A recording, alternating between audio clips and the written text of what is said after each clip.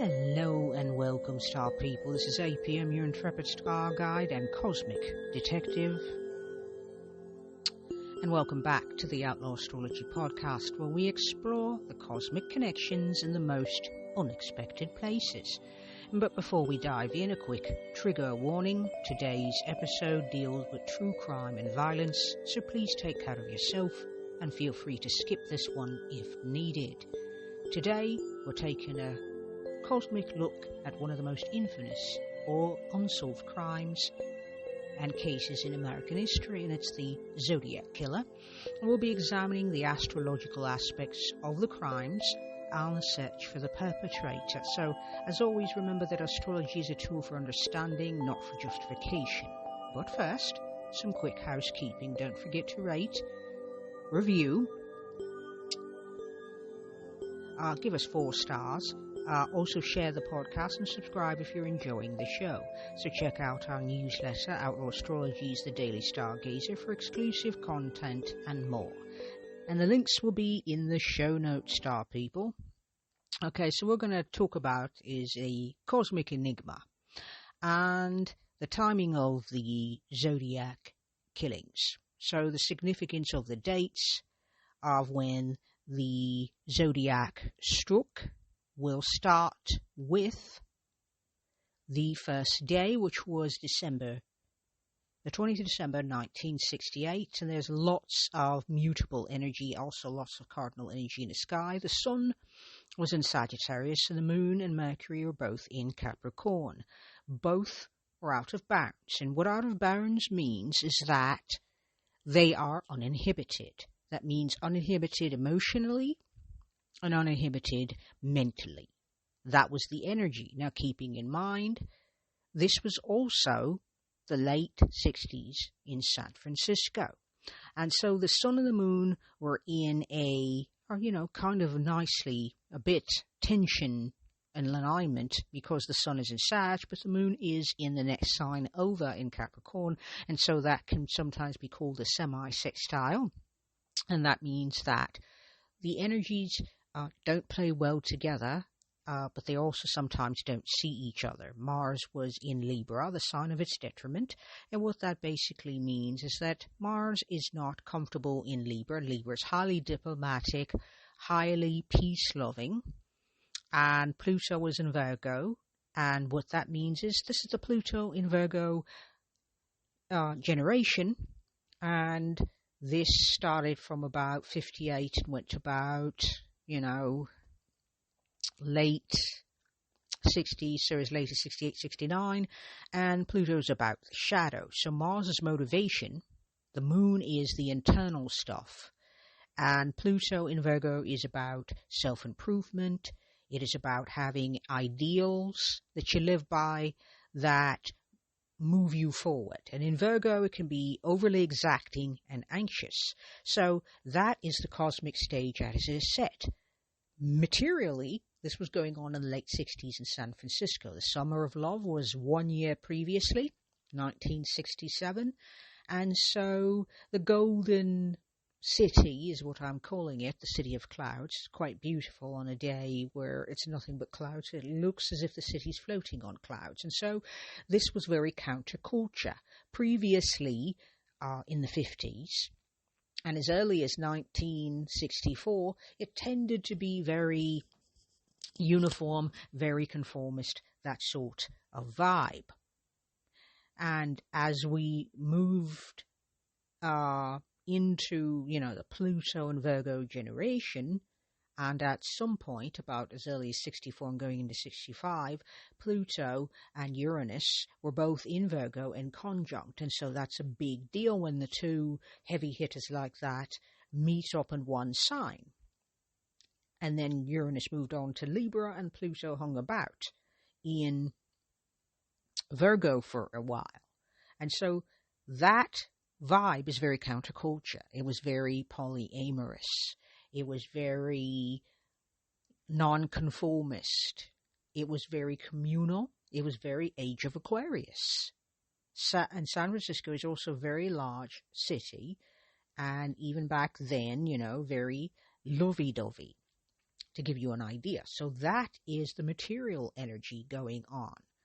And so that served as a backdrop of the first grouping of murders. And the first murders happened on the 20th of December. And the two victims mentioned, let me give their names, because that was called the Lake Herman Road murders. And they occurred at 11:10 p.m. when David Arthur Faraday and Betty Lou Jensen had gone out as early as 8:30, and their lives were ended when they were attacked at 11:10. The police turned up at 11:20, and it took about 2 to 3 minutes for the crime to occur. The shots were heard by a caretaker nearby, and so was able to speak to the police and tell them what they knew of the crimes. And that is the energy of that time. So the moon hanging out in Capricorn, out of bounds, in bounds would be about tradition. It would be about being serious, about having boundaries, about being serious, very responsible. This was very 1950s sort of conformist energy. The late 60s were a reaction to that. If everybody was buying a house and getting married and having children and all of that sort of thing, the late 60s were a reaction to all of that. It was social justice, activism. The civil rights movement was very much strengthened. There was a lot of people considering, is monogamy something I want? Is a house in a suburb something I want? Do I want to be a company person and typically a company man? So that was the type of energy. And when the moon is in Capricorn out of bounds, what traditions might be attractive or provide security, they suddenly don't. That means that moon is free to find traditions or to upend the ones that they have. Mercury in Capricorn is very scholarly, very serious, kind of broody, wants things to make sense. When it's out of bounds, it is free to contemplate outside of social structures, which is what happened and was happening at that point. It was a time of upheaval and disruption, and some people might have experienced that as chaos.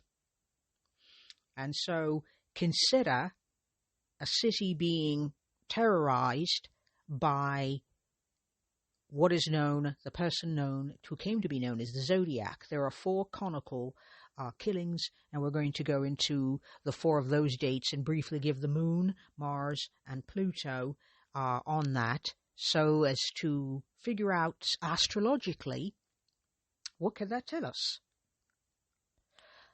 So, the first set of murders occurred in Benicia, California, and it was when the couple, David and Betty, were parked at what would have been called a lover's lane in a section of the city known as Lake Herman Road. And they were teenagers. He was 17, she was 16. And then there's the next set of murders that happened about the 4th or the 5th. I cast the chart for July 4th. It is the next year, 1969, in the summer. Darlene Ferrin, 22, and Michael Mago, 19, had gone out for the evening to enjoy each other. They were really not that far from the Lake Herman Road. They were in Vallejo, California, at what was known as Blue Rock Springs Park. That is about... They were stalled at about 70 feet from the entrance when a stranger appeared and seemed to be watching a little bit too closely, and then disappeared, and then returned, parked a few feet away, and then got out with a flashlight, and then proceeded to attack the couple. They were shot, they were both shot twice. And the caretaker heard the shots at 12:10, and the police turned up at about 10 minutes later. The perpetrator left no clues. Now, keeping in mind, I am not going to go in excessive detail because I want to focus on astrology and not on the crimes themselves. I'm just going to give enough detail to give us an idea. And about 12:40, which is 20 minutes after the police arrived, they receive a phone call in which someone at the end of the phone claims to want to report a murder. It is assumed that it was indeed the murderer in question, and that there was eventually a description because Michael survived, but Darlene did not. And so we are now at 3 deaths, and so we're going to look at that chart. So the sun is currently in this chart in Cancer on July 4th, which is Independence Day. It is at 12 degrees 7 minutes. It also shares the same, it's in this co-present with Black Moon Lilith. Black Moon Lilith is about repression, so the repression of anything nurturing, caring, that sort of energy, that's the type of vibe. It's a rejection of femininity as it previously existed, like 1950s housewifey type of femininity, and that moon was in Cancer, and so the type of vibe would be, you would think, nurturing, but it can be smothering, it can be stultifying, and that is the way I'm choosing to read it. At 22 degrees 46 minutes, we will find Pluto, co-present with the South Node, the Descendant, and Jupiter, all of this happening in the 7th house in Virgo. So the 7th house is the other, the discerning. So it means other people are going to be tending to be self-improvement types, but very analytical, a little on the anxious side, and I would say self-critical. Learning to be discerning can come off very hurtfully and critical. Now, what does this tell us about that particular day? Energetically, 1969 is also around the time where we're starting to get more chaotic. And at this time, the counterculture that everybody's experiencing is being criticized from outside by other people. And it's also the house of open enemies. So someone who might, the energy might be critical in a way that's neurotic, passive-aggressive type of energy. And considering that Jupiter is about 3 degrees off of Uranus in Libra, which is hanging out in the 8th house. And the reason why I mention that is when Jupiter and Uranus are heavy hitters, when they're in a dissociate alignment or conjunction, what it says is you pay attention to the house placement. Uranus is the 8th house is death. Uranus is unexpected and shocking deaths. That's how you could read it. And grief. So unexpected changes, but endings can be changes, including death. Jupiter is not in the sign of its strength. It is in Virgo. It doesn't do well in Virgo because traditionally Jupiter in Pisces Jupiter ruled Pisces, and so that would be considered a home sign once upon a time. So still not entirely comfortable in a sign that tends to worry and tends to be neurotic and over analyze things and have analysis paralysis. So the counterculture is suffering from a lot of critiquing from outside, and it feels very uncertain and chaotic. Now Mars is at 1 degree, and it is in Sagittarius in the 10th house. And what that tells me is the opportunity for new philosophies, new ideas. And the reason why I tell you that is this is the backdrop, a new philosophy, new worldview that's more inclusive, that seems to honor differences. And it is in a sextile with Uranus and Libra, which is tactful, diplomatic, but it's still shocking and unexpected endings, and Mars in a fire sign, especially if it's Sagittarius, that can be excessive fire. It could be excessively aggressive and excessively assertive, and meaning, even in a sextile, it could be because Mars is a lesser malefic. It could also be read as that sort of unexpected deaths due to a very assertive and very aggressive Mars based on a philosophy, and it's Mars also retrograde, which means internalized philosophy, meaning that whatever's motivating this Mars, it's their own convictions, and also a philosophy that may not be easily understood. Now, Jupiter is also calling the shots from the seventh house being open enemies and long-term partnerships, but it's calling the shots in nitpicky energy of Virgo, so kind of exacting, this is the way it is type of energy, an idea that can make someone very anxious. And so is it possible that the killer, this energy would affect them too? They have to take action on it, but it would affect them. And so this Mars has its shots called from the seventh house of connection. And so it may be that. Is it possible that the killer had very distinct ideas, given the uncertainty of the city?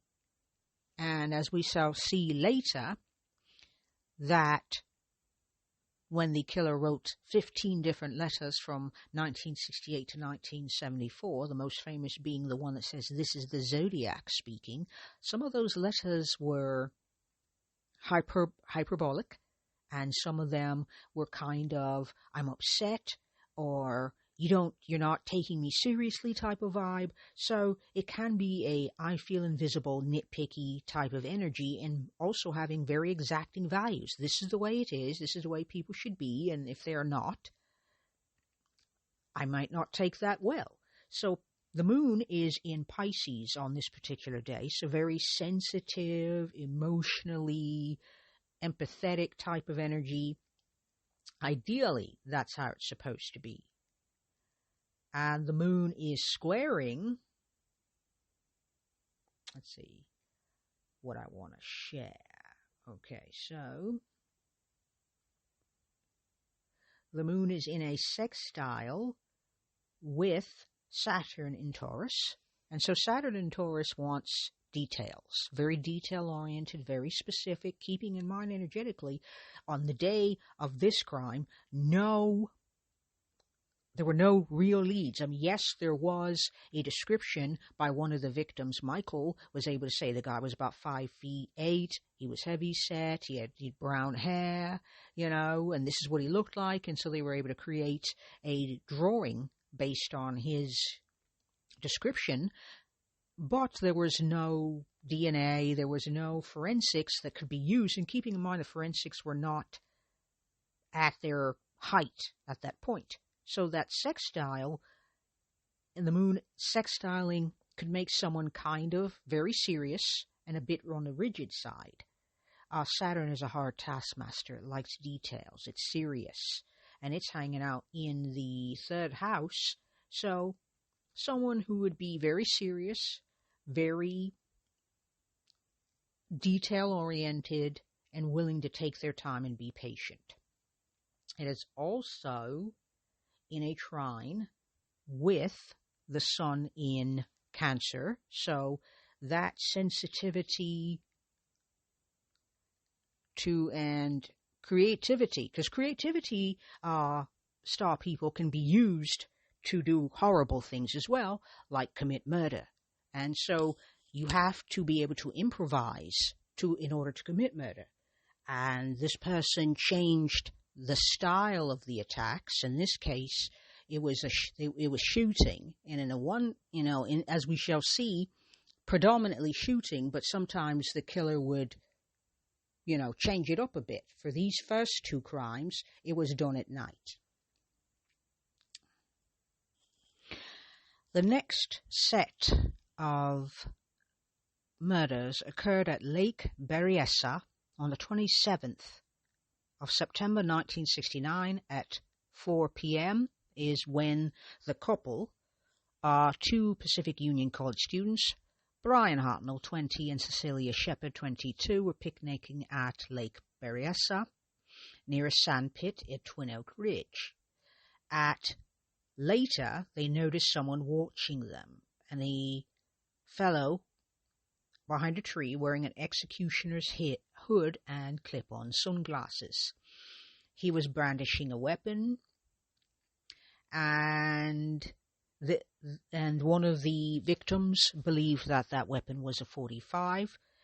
He attacked them, tied them up with pre-cut lengths of plastic clothesline, and then proceeded to attack both Hartnell and Shepard with a knife. Then hiked 500 yards up a road called Knoxville Road, leaving footprints for investigators to study, in which point then he left a note noting place, date, and weapon used. A fisherman and son heard the victim screaming and went to assist, followed by two park rangers who arrived and tended to the couple while the ambulance arrived. Cecilia didn't make it. She succumbed to her injuries while Brian Hartnell was able to survive, and 2 days later began to recount the tale to the police. And eventually, other people pointed out that they had noticed a suspicious character hanging around the park as early as 2:50 p.m. And eventually a sketch was created, except this suspect was 6 feet tall, whereas the other suspect was 5'8". He was also rather large build, but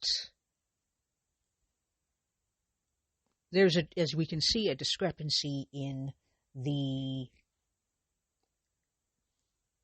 descriptions, okay? And so that is that particular crime that took place in Napa County, California. And eventually the Zodiac reached out, or at least presumed to have reached out, at as early as 7:40 p.m. on that day, and told the dispatcher he wished to report a murder, no, a double murder, and then confess to the crime. He did not hang up the phone. And eventually they found a palm print, but were not able to match it to any known criminal in the area. At that point, the sun was in Libra, in the 8th house, alongside Uranus at 4 degrees. So that is basically what's called a partile conjunction, and that means they're at the same degree. Uranus is at 25 minutes and the sun at 45 minutes, so it's rather tight. And that basically means very unconventional energy, because Uranus is an outer sign, so you're going to read the house placement in the conjunction before you read that it's in Libra. And so unexpected, because the 8th house is about transformation. Transformation can also be read as death, so unexpected deaths. And it was a couple, much like the previous two crimes. It was two people, always two people so far. Alongside of the Sun and Uranus, so unexpected, shocking, there is Mercury, followed by Jupiter. So there's a lot of 8th house energy, bringing out those 8th house themes of death and sometimes destruction. In the previous house, at 25 degrees, 18 minutes, is Pluto, still doing its thing, and if we look a little, let's see, find Mars is in Capricorn at 4 degrees 19 minutes. And so let's have a look at everything I've just mentioned here. So Pluto in Virgo is exacting but very anxious, very idealistic, and wants the world to function in a certain way. And having ideals is beautiful, but sometimes those ideas can be underpinning power. Now, Pluto's also about power and about how that power is used. And with Virgo energy, it could be very exacting, high standards that no one can live up to type of vibe. And keeping in mind this was the late 60s, and which was a reaction to the 50s. Uranus and the Sun and Mercury is unexpected and shocking. The Sun is about the self and the consciousness. Ideally, like I said, it's couples. So the death of couples.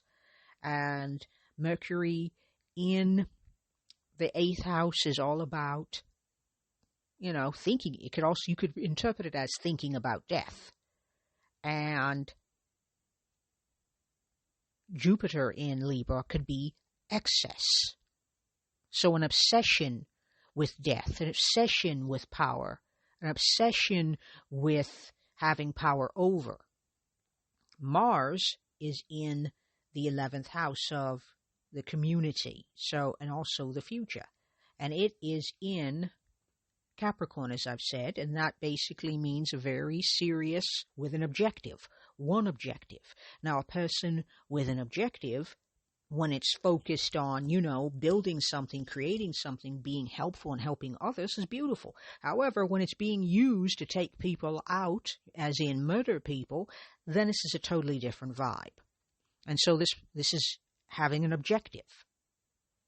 I want to do something. I want to make a statement. I want to say something. The ascendant is in Pisces with the North Node riding alongside, so it should be about compassion. It should be about kindness, but keeping in mind this is Neptune ruled, so it can also be highly delusional.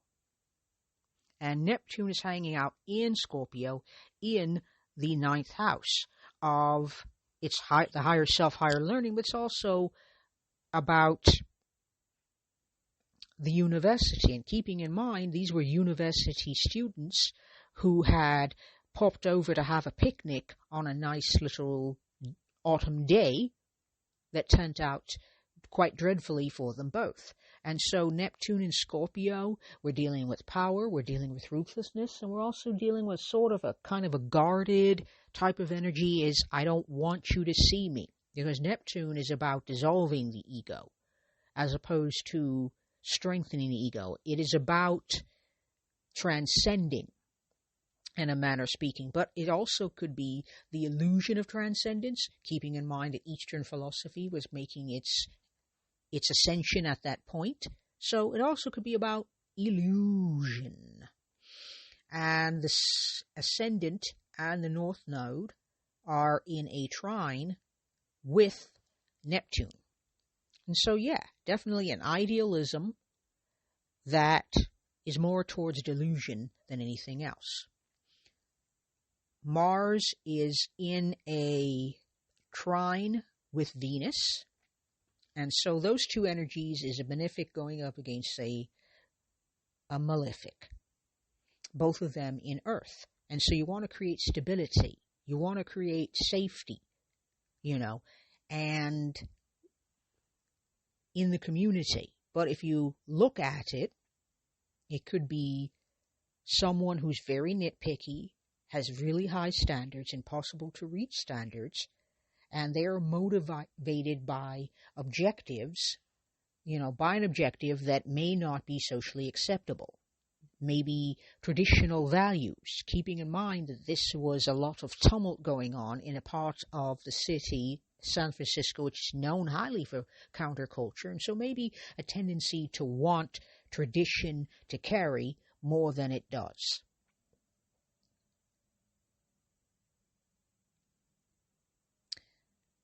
And we've also got a square from Uranus, the Sun, and Mercury to that Mars. Because that's all in Libra, this is in Capricorn. And so that energy is, I'm not going to play nice. Ideally it should play nice, but it's not playing nice. Ending people's lives because they're not, and who knows? Here's the thing. How are we choosing these victims? Usually, as you've noticed, it'll be a male and a female. So what could this tell about us? Well, there's definitely we're not getting that loving feeling. That Venus is in the 7th house. So we're not getting that loving feeling as of this particular crime. And so when those two energies are trine, it should work out. But what if the objective is there's something against relationships, against couples? 2 weeks after the 27th of September, we have another confirmed murder which takes place at Presidio Heights, which is in downtown San Francisco. It was at 9:40 p.m. The Zodiac hailed a cab, which was driven by a doctoral student named Paul Stein. The killer gave Presidio Heights as the destination, and when the taxi arrived at that destination, the killer asked to be driven another block. At the next destination, at about 9:55 p.m., the Zodiac shot Paul Stein with a handgun and took his wallet and keys. The crime was witnessed by 3 teenagers who happened to be in a home across the street from the cab that Stein was in with the Zodiac, and the Zodiac's face was clearly seen by streetlight. They watched as the killer wiped down the vehicle, rifled through Stein's clothing, and left behind 2 partial fingerprints from the right hand. Whilst the Zodiac was tending to the cab, the kids called the San Francisco Police Department and described the criminal as a husky white male in a dark or black jacket, and his dispatcher mistakenly alerted the San Francisco PD that the suspect was African American. 2 minutes after that, nearby patrol officers responded to the dispatch. They encountered a white male in dark clothing walking north towards the Presidio Army base.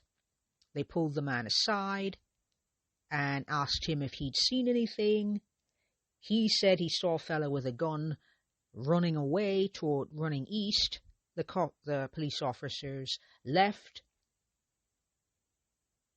And then the Zodiac later claimed that it was he that spoke to the officers. The officers then arrive at the scene where Paul Stein was declared dead, and then the police canvassed the area, including the Presidio, at which point the Zodiac was long gone by then, having proceeded by car.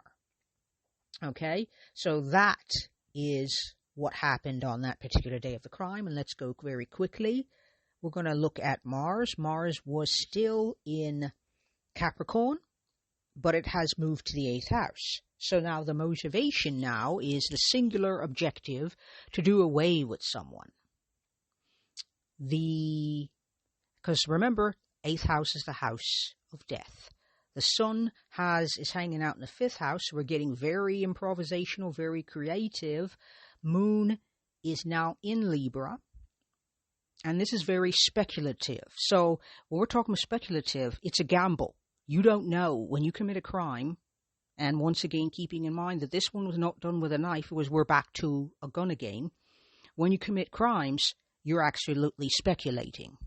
You have no idea whether or not this crime as you're about to create, or this crime you're about to commit is going to happen as you plan. So, Moon in Libra can be very people-pleasing. So you can imagine the Zodiac being very helpful to the police officers. Oh, yes, I saw that man, of course. Because, 5th house is pleasure, so we're doing something we like. And being very helpful, we want to be a good citizen. In addition to that, the sun's there at 18 degrees. Jupiter is hanging about at 16, with Uranus and Mercury at 5 and 1 degrees respectively. And so that's a lot of Helperton energy. Okay?